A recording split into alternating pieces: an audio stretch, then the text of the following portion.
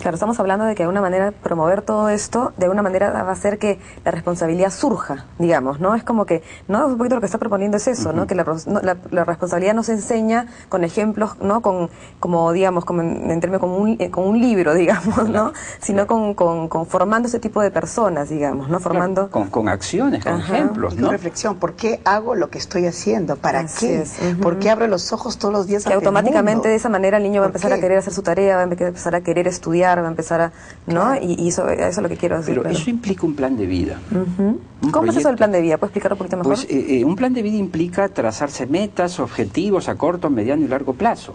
Pero Con el hijo. Con el hijo, claro, porque es un trabajo de equipo. No es mis objetivos en mi negocio, en mi empresa, ok. No, con mi hijo. Establecer eso. Planificar eso.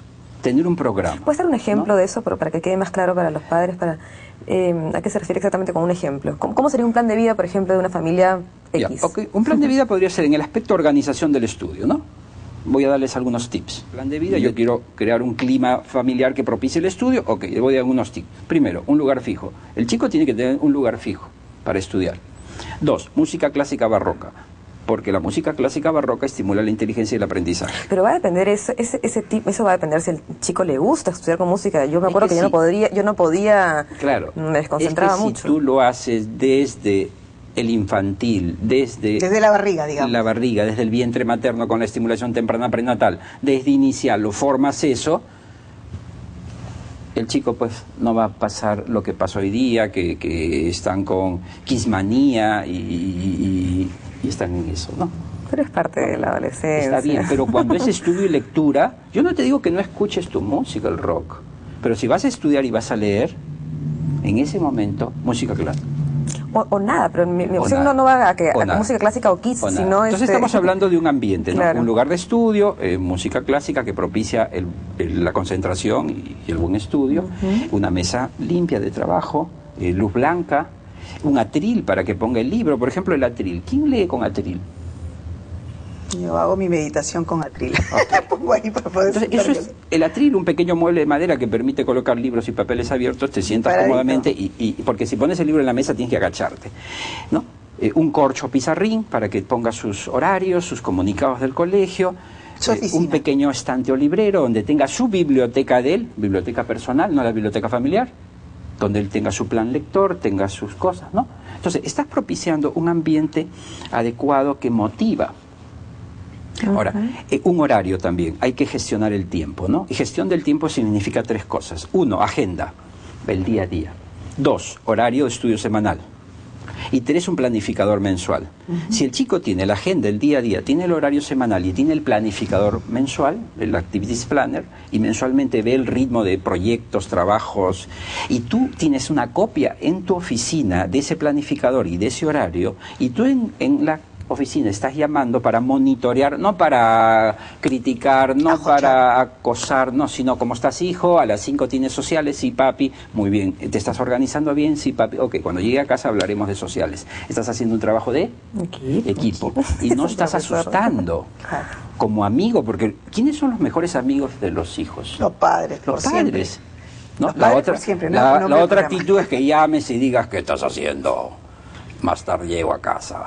Entonces asustas, reprimes y no desarrollas un ambiente de amigos. Eso lo entiendo perfectamente. Tú me estás diciendo cómo aplicarlo ya, el know-how en su oficina, el monitorearlo, el estar impulsándolo, apuntalándolo. Pero sin crear dependencia, porque muchos padres cuando me escuchan en conferencias me dicen, tú estás promoviendo la dependencia. ¿Por qué estoy promoviendo la dependencia? Que yo tenga el horario de mi hijo y yo sé el ritmo de estudio de mi hijo en la semana no es dependencia. Yo tenga el planificador de mi hijo y sepa qué proyectos... Digamos dejándole la cuerda bien larga, no poniéndole la cuerda. Lo que decía el papá de Bill Gates, 2 cosas en la educación de Bill Gates. Libertad y disciplina. Sí, ahí está todo.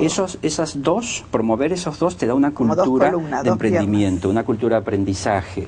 Ya, mi pregunta es, pero ¿cómo, aparte de eso que me parece muy aplicable, cómo le incentivo el hambre por saber a mi hijo, el hambre por conocer?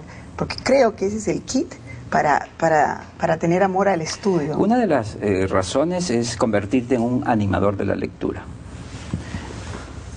Tenemos muchísimos libros para niños preciosos ¿Qué deben hacer los padres? Hay plan lector hoy día en los colegios, tanto privados como estatales. El gobierno ha promovido el plan lector.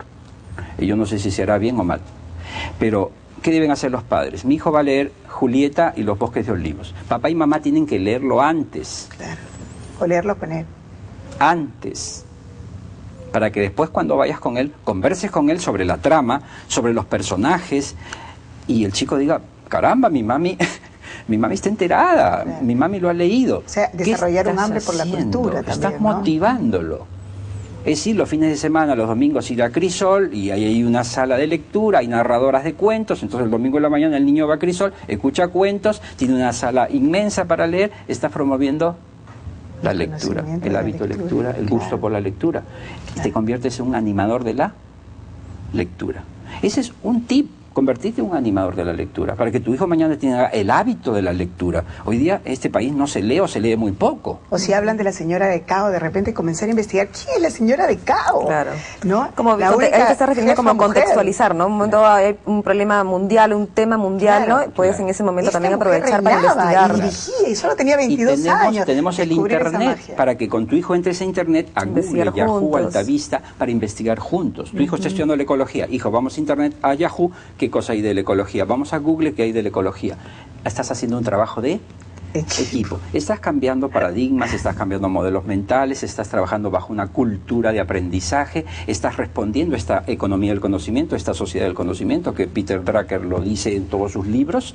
Y Peter Drucker, en un libro titulado La sociedad postcapitalista, dice lo siguiente: este gurú del manager, este profesor de escuela de posgrado, uno de los mejores profesores de escuela de negocios, Peter Drucker dice, hoy día en la vida, tanto que acumules certificados, títulos, ¿no? Lo que interesa es que formes una disciplina en el aprendizaje.